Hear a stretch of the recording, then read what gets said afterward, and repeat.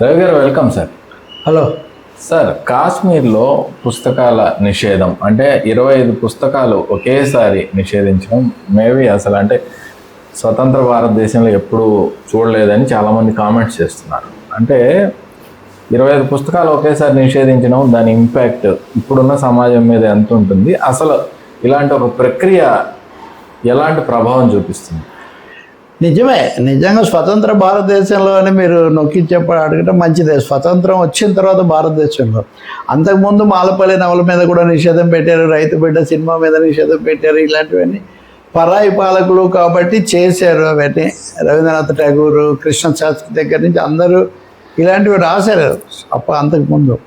స్వాతంత్రం వచ్చాక కూడా రాజకీయ కారణాల వల్ల చేశారు. కానీ రచయితల మీద, పుస్తకాల మీద ఉన్న ఫలానా నిషేధం పెట్టేసి అందులో 25 పుస్తకాలు రాసిన వాళ్ళల్లో అంతర్జాతీయ రచయితలు, బహుమతులు, బూకర్ ప్రైజ్ తెచ్చుకున్న అరుంధతి రాయి, లేకపోతే ఇంకా ఆస్ట్రేలియా పండితులు, అమెరికన్ పండితులు, వాళ్ళకేమి దేశ రాజకీయాలతో సంబంధం కూడా లేదు. కాబట్టి వాళ్ళు రాసినవి ఒకేసారి 25 పుస్తకాలు. ఇప్పుడు మనం గతంలో కూడా చర్చించాం ఎమర్జెన్సీ 50వ వార్షికోత్సవం అని. అది అన్ని హక్కులు. ఆ ఎమర్జెన్సీలో కూడా 25 పుస్తకాలు నిషేధించినటువంటి ఇది లేదు.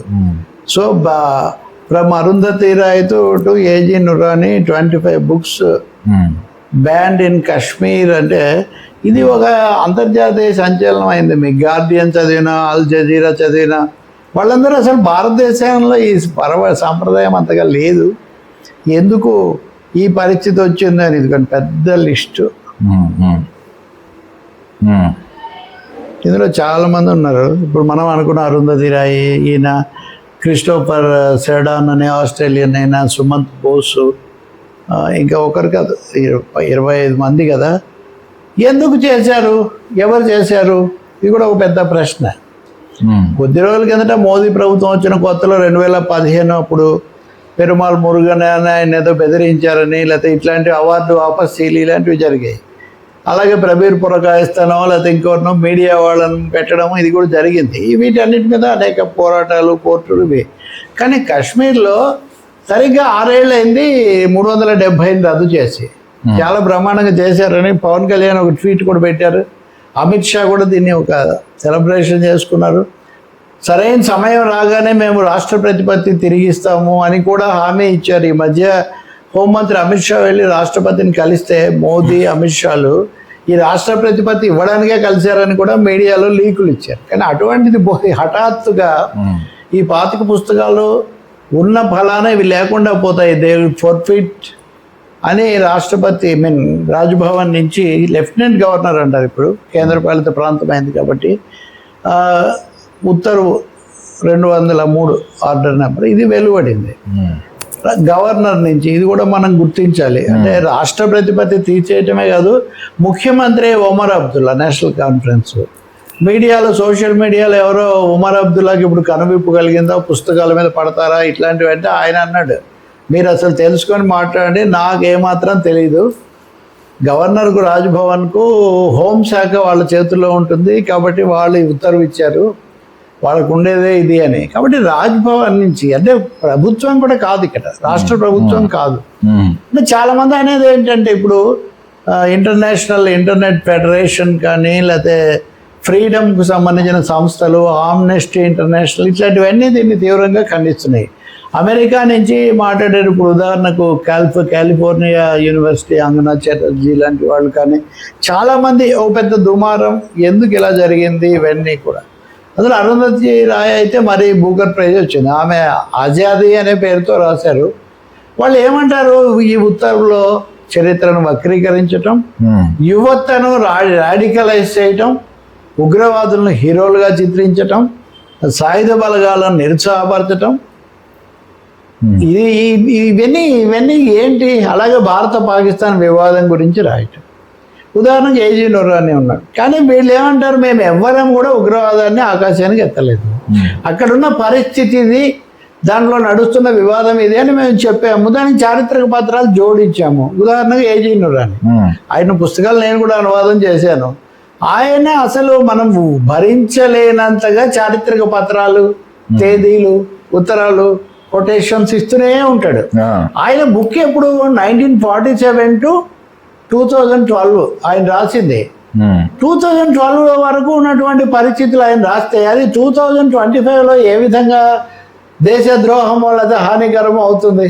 నురాని ఉగ్రవాదాన్ని ప్రోత్సహించారని ఎవరు చెప్పలేరు. కాబట్టి ఇక్కడ చరిత్రనో లేదా భిన్నమైన కోణాల్లో చెప్పడము, దాన్ని నిషేధించడం, ఇప్పుడు ఏమంటున్నారంటే ఖచ్చితంగా వాళ్ళు చేస్తున్న ఆరోపణగా మీరు బలం చేకూరుస్తున్నారు. మొన్న పహల్గామ్ ఉగ్రవాద దాడి, ఆపరేషన్ సింధూర్ ఇవన్నీ అయిన తర్వాత భలే అదుపులోకి తెచ్చాము, 370 రద్దు చేసి దేశంలో విలీనం చేసాము ఇవన్నీ అన్నారు. అవన్నీ జరిగి ఉంటే మీరంత విజయోత్సవం జరుపుకున్న తర్వాత ఈ 25 పుస్తకాలు ఏం చేస్తాయి? అవి ఇంగ్లీష్లో లేదా రకరకాల భాషల్లో. కాబట్టి ప్రభుత్వం ఒక అభద్రతలో ఉంది.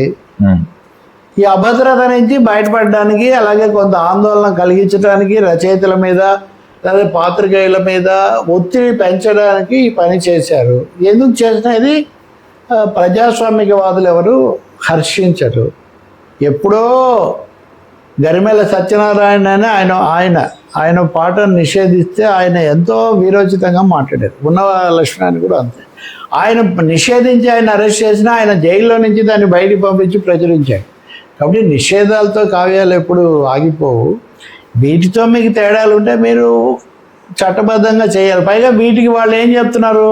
వాళ్ళు కొత్తగా తెచ్చిన భారత న్యాయ సంహిత అని ఉన్నవి అంతకుముందు మార్చి దాంట్లో 152, 196, 197 ఈ సెక్షన్స్ కింద ఇది దేశ ప్రయోజనాలకు హానికరం అన్నారు. కాబట్టి ఒకటి ఇది అప్రజాస్వామికం, రెండవది పాలకుల అభద్రతను సూచిస్తుంది, మూడవది కాశ్మీర్ ప్రజలను విశ్వాసంలోకి తీసుకొని పోరాడాల్సిన ఈ వేర్పాటువాదులను ఉగ్రవాదులను ఎదుర్కోవాల్సిన సమయంలో ఈ విధంగా చేయటం వల్ల వాళ్ళ అవిశ్వాసం ఇంకా పెరుగుతుంది, అపనమ్మకం పెరుగుతుంది. ఇది ఏమాత్రం మంచిది కాదు.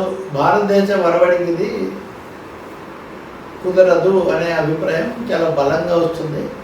కాకపోతే ఆశ్చర్యకరం అంటే మీడియా మీద కూడా కొన్ని పరోక్ష ఆశయాలు ఉన్నాయి. కాబట్టి ఈరోజు ఉదయం నేను 4-5 ఇంగ్లీష్ పత్రికలు చూశాను.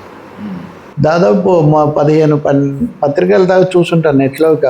ఒక్కరు కూడా ఈ విషయం మీద బలంగా రాయలేదు. కనీసం అంతర్జాతీయ మీడియాలో రాసిన మేరకు కూడా ఇతర చోట్ల అసలు లేదు.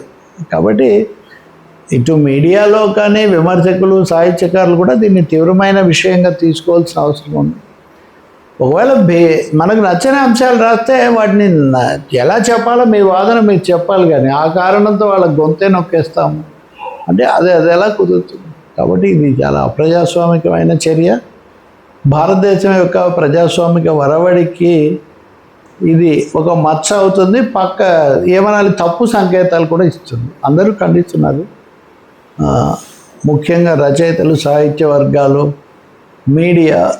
తప్పకుండా ప్రభుత్వం దీన్ని దిద్దుకుంటుందని కోరుకోవాలి. రెండవది ఇది న్యాయస్థానంలో నిలబడుతుంది. ఓకే, పుస్తకాన్ని నిషేధించడమే కాదు, వెంటనే 48 గంటల లోపల ఇవి ఎక్కడా కనపడకూడదు అని షాపుల మీద దాడులు ప్రారంభించారు. ఉదాహరణకు అనేక మంది కొనుక్కొని ఉంటారు కదా, కొంతమందికి సందేహాలు కూడా వస్తాయి. కాశ్మీర్లోనైనా ఇతర చోట్ల కూడా ఉండకూడదా, మాట్లాడితే మాకేమవుతుందని చాలామంది మాట్లాడకుండా ఉన్న పరిస్థితి కొంత. ఏదైనా రచయితలు మటుకు దీన్ని తీవ్రంగా వ్యతిరేకిస్తారు. ప్రజాస్వామికవాదులు కూడా ఆమోదించే అవకాశం ఏమాత్రం ఉండదు. ఈ ధోరణి మంచిది కాదు. ఇది మేము 2016లో వేసాం. అయితే స్వేచ్ఛాస్వరం అని, స్వేచ్ఛకు ఆటంకాలు కలుగుతున్నాయి ప్రతి చోట. మీరు ఓట్ల చౌర్యం, ఓట్లు కొట్టేస్తున్నారు, మీడియా ఛానల్స్ను నిషేధిస్తాయి, రకరకాల వేధింపులకు గురి చేస్తున్నారు. రాజకీయ పార్టీలు సరే మతపరమైన ఇప్పుడు అచ్చంగా పుస్తకాలను కూడా సామూహికంగా నిషేధిస్తే స్వేచ్ఛాయుత వాతావరణమే పోతుంది కదా. అవును.